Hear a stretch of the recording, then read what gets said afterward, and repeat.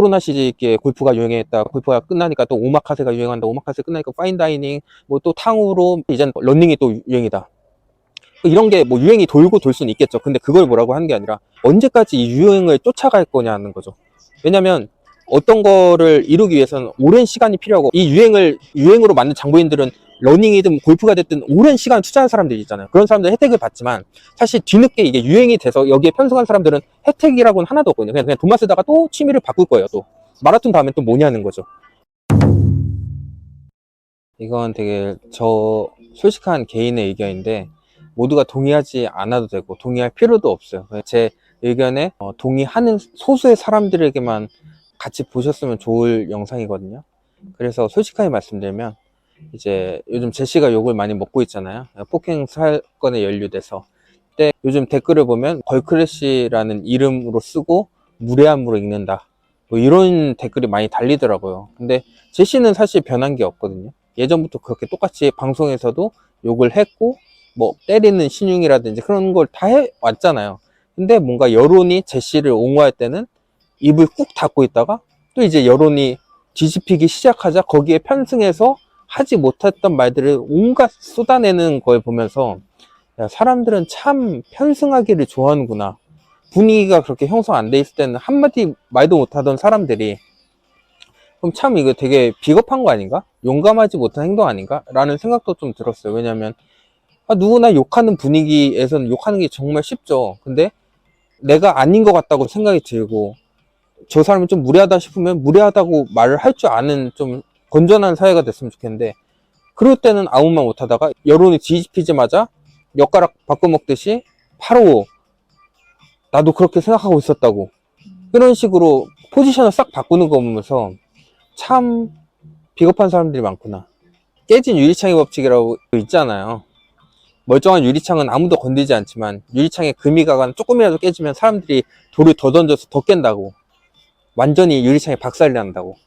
그러니까 사람들은 멀쩡한 유리에는 돌을 던지지 않지만 조금 금이 가면 자기도 모르게 돌을 던진다는 거죠. 조금이라도. 그러니까 제시가 잘못했고 잘했고 이 문제를 하려는 게 아니라, 이 사건에 대한 사람들의 태도가 항상 계속 잣대가 없고 계속 바뀌기 때문에,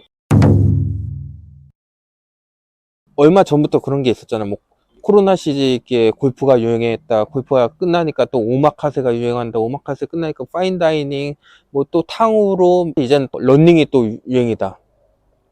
이런 게 뭐 유행이 돌고 돌 수는 있겠죠. 근데 그걸 뭐라고 하는 게 아니라 언제까지 이 유행을 쫓아갈 거냐는 거죠. 왜냐면 어떤 거를 이루기 위해서는 오랜 시간이 필요하고, 이 유행으로 만든 장부인들은 러닝이든 골프가 됐든 오랜 시간을 투자한 사람들이 있잖아요. 그런 사람들 혜택을 받지만, 사실 뒤늦게 이게 유행이 돼서 여기에 편승한 사람들은 혜택이라고는 하나도 없거든요. 그냥 돈만 쓰다가 또 취미를 바꿀 거예요. 또 마라톤 다음엔 또 뭐냐는 거죠. 옛날부터 좀 느꼈던 게, 그 태양의 후예라고 되게 유행한 그게 있었잖아요. 그때 특전사든 뭐든 그 지원이 엄청 높아졌대요. 근데 그건 사실 그냥 복무기간 채우는 게 아니라 그 직업으로 선택한 거잖아요. 아니, 어떻게 드라마 한 편 보고 인생의 직업을 바꿀 수가 있지? 결정할 수가 있지? 저 되게 놀랐거든요. 이렇게 쉽게 결정할 수 있는 게 직업인가? 근데 이거를 바꿔서, 이동진 평론가를 좋아하는데 그분이 그렇게 말하더라고요. 자기는 인생 영화가 뭐냐 사람들이 많이 묻는데요. 그 되게 뻔한 질문이잖아요. 그래서 자기는 자기 인생 영화가 말하고 싶지 않다라고 하시더라고요. 그 이유를 들어보니까, 아니 영화 한 편을 보고 인생이 180도로 바뀔 정도라면 그 인생은 얼마나 가벼운 인생이냐고. 그래서 난 영화를 보고 엄청난 영향을 받고 싶진 않대요. 근데 작은 영향을 받을 수 있겠죠. 아이디어나 떠오른다거나 영감을 받는다거나 영화를 통해서 그런 건 있을 수 있겠지만, 한 편 보고 인생 영화다, 완전히 다른 삶을 살 거야 라는 게 얼마나 가벼운 인생이냐는 거죠. 저 이것도 마찬가지로 취미 유행이 바뀌어. 근데 거기에 인생을 걸어. 진짜 잘 맞으면 그럴 수 있겠지만 그 정도의 일인가 싶은 거예요. 태양의 후예를 보고 군인 직업을 선택하자? 너무 숭고하고 군인 정말 리스펙하지만 자기 인생의 드라마 한 편 보고 결정한다고? 저는 그거 이해가 안 되거든요.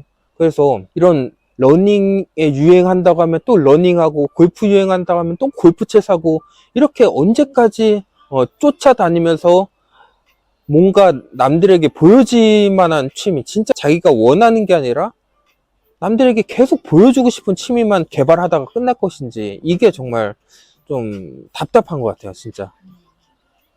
최근에도 그 한창 골프가 유행이었을 때 젊은 20, 30대 초반까지 그 골프를 즐기기에는 음, 조금 뭐 비용이 많이 들잖아요. 그 젊은 세대 사람들이 조금 그 경제적으로 어려움을 겪고 있다고 하더라고요. 음, 자기 상황에 맞지 않는 거를 선택하고 따라가는 선택을 했었구나 이런 생각이 들더라고요. 제가 아까 처음에 말씀드린 이게 많은 사람들이 보지 않았으면 좋겠다라는 뉘앙스로 말을 했는데, 그런 게 왜냐하면 결국에는 저는 옛날부터 지금까지 그 계층 구조는 여전하다고 생각을 하거든요. 옛날에는 이집트 왕조를 보면은 피라미드가 정말 상위 소수만이 모든 노예를 부리고, 지금도 사실 마찬가지거든요. 테슬라, 일론 머스크, 빌 게이츠, 뭐 저커버그, 이런 소수의 사람들이 부를 대부분 차지하고 있잖아요. 근데 이거는 몇천 년 동안 바뀌지 않았던 사실이거든요. 그러면 앞으로도 바뀌지 않을 가능성이 높겠죠, 확률적으로. 그렇다는 거는 소수가 더 잘 되고 잘 먹고 잘 산다는 건데, 이런 항상 대중의 유행에 따라가고 편승하고 여기에 속고 또 돈 쓰고 낭비하고 이런 거를 끊임없이 겪다 보면 언제 소수가 될 거냐는, 언제 차별화된 삶을 살 것이고 내가 원하는, 진짜 내가 이루고 싶은 꿈을 향해 가는 삶을 살 거냐는 거죠. 그런 대중에게는 절대 그런 낙오는 없다고 생각을 하거든요. 이게 물론 유행이 왔을 때, 저도 트로트 유행이 왔었잖아요. 근데 저는 예전에는 나훈아라는 가수를 잘 몰랐어요. 근데 트로트가 유행해서 나훈아라는 가수의 노래 듣다 보니까 어릴 때 제가 차 안에서 듣던 그 노래인 거예요. 그러니까 너무 그냥 뭔가 추억을 일으키고 향수를 일으키고 해서 그때부터 나훈아가 좋아져서 정말 곡을 다 듣고 지금까지 듣고 있어요. 사실 뭐 트로트가 지금 유행이 끝난지 안 끝난지는 잘 모르겠지만 그대로 몇 년 동안 지금 꾸준히 유지하고 있단 말이죠. 그러니까 경우라면 자기가 진짜 뭔가 발견한 듯한, 내가 이런 거를 좋아했구나, 이런 경우라면 당연히 예외지만, 근데 자기가 뭘 좋아하는지 모르고 정말 자기가 진짜 원하는 걸 모르고 계속 대중을 따라다니는 삶을 살게 되면은 결국 질질 끌려다닐 수밖에 없거든요.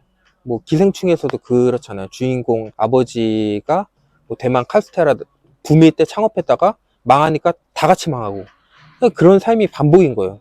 봉준호 감독이 거기에서 그런 거를 의도했다고 저는 보거든요. 그러니까 진짜 내가 살고 싶은 삶을 살려면 오랜 시간을 축적해야 되고, 오랜 시간 동안 그 한 자리에 있어야 되고, 그 운때가 맞을 때까지, 운때가 올 때까지, 그 기회를 내가 포착할 때까지 실력 갈고 닦아야 되는데, 계속 유행에 따라서 이거 했다가 저거 했다가, 그게 안목이 넓어지는 게 아니라고 보거든요. 그냥 얕은 수만 늘어나는 것, 잔깨만 늘어나는 거라고 봐요. 요리를 정말 깊게 한 사람과 국제 정치를 굉장히 오래 공부한 사람은 맥락이 같을 수 있어요. 왜냐하면 모든 학문의 끝에는 서로 맞닿아 있다고 하더라고요. 저는 가보진 않았지만. 그러니까 맥락이 다 비슷하대요. 오랫동안 투자한 사람들을. 그래서 정말 달라지고 싶다. 나는 소수가 되고 싶다. 난 진짜 뭔가 특별해지고 싶다. 그런 사람들은 절대 대중에 편승하지 마라. 이건 확률적인 거죠, 당연히. 그리고 소문난 잔치에는 먹을 게 없다라는 게 괜한 속담이 아닌 것 같아서 그런 말씀을 드리는 거예요. 처음으로 돌아가서 뭐 이제 제시 사례를 말씀드렸는데, 49대 51이라는 나라래요, 한국이. 그게 어떤 말이냐면, 내가 51의 입장에 있을 때는 아무도 뭐라 하지 않다가 내가 불리한 포지션으로 넘어가는 순간 모두가 공격을 한다는 거죠. 그러니까 조금이라도 내가 여론이 뒤집히는 순간이 확 뒤집어진다. 그러니까 이번에 제시 사례처럼 제시가 좋은 이미지였을 때, 51이었을 때는 걸크러쉬다, 멋있다, 센 언니, 이런 온갖 수식어가 다 난무했잖아요. 근데 이번 폭행 사건으로 제시가 51에서 49로 넘어가자마자 무례하다, 욕한다, 과거 영상 다 끄집어내가지고 욕하는 걸 보면서 모두가 이렇게 쏠리는구나. 단순히 그냥 대중이 나쁘다, 대중이 따라가지 마라, 이런 개념이 아니야. 자기에게 맞는 게 뭔지도 모르고 계속 쫓아다니지 마라, 강아지 마냥. 그래서 내가 이거를 오랫동안 꾸준히 잘 할 자신이 있다면 물론 해도 된다. 오히려 그런 게 기회일 수 있어요. 유행이 돌아야 내가 알잖아요, 뭘 좋아하는지.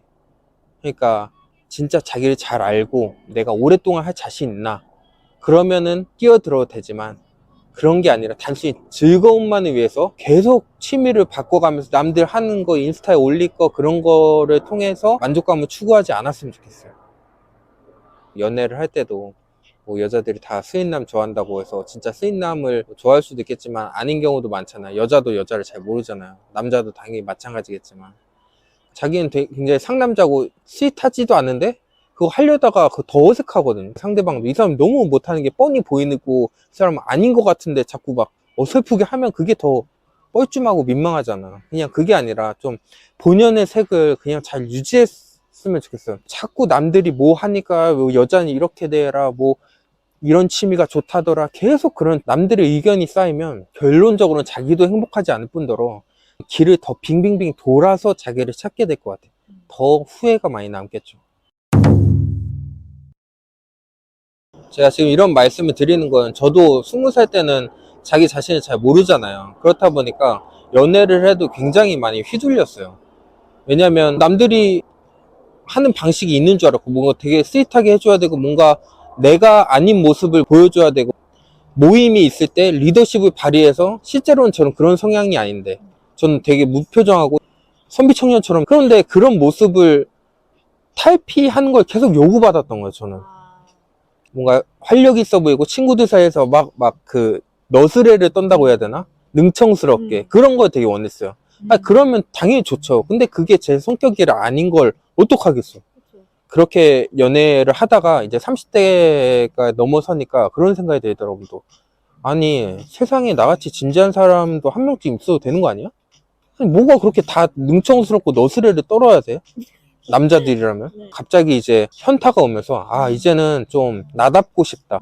아 나 같은 사람 한 명쯤 있으면 어때? 세상에 70억 80억 명이나 있는데 무례하거나 막 민폐를 끼치는 게 아니잖아요. 그냥 무표정으로 있고 싶을 땐 무표정으로 있고 웃고 싶지 않을 땐 그냥 가만히 있고 그냥 굳이 말하고 싶지 않을 땐 말하지 않고 근데 그런 사람을 또 알아봐주는 사람을 잘 만나서 진짜 너무나 나스럽고 너무나 자연스럽고 편하거든요. 그런 과정들을 겪으면서 아 부자연스러울 때 20대 이현석 아 잠깐만 부자연스러운 20대의 선비청년 30대에 이제 내 모습을 찾아가는 선비청년 보면 지금이 훨씬 행복하거든요. 그래서 꼭 이 영상을 보시는 분들도 자기 자신을 잘 알고 자기 자신의 가치를 잘 알아줄 수 있는 사람을 잘 만났으면 좋겠어요. 이 맞아? 연애 프로 소원이 됐는데. 그래서 됐어 그냥 여기까지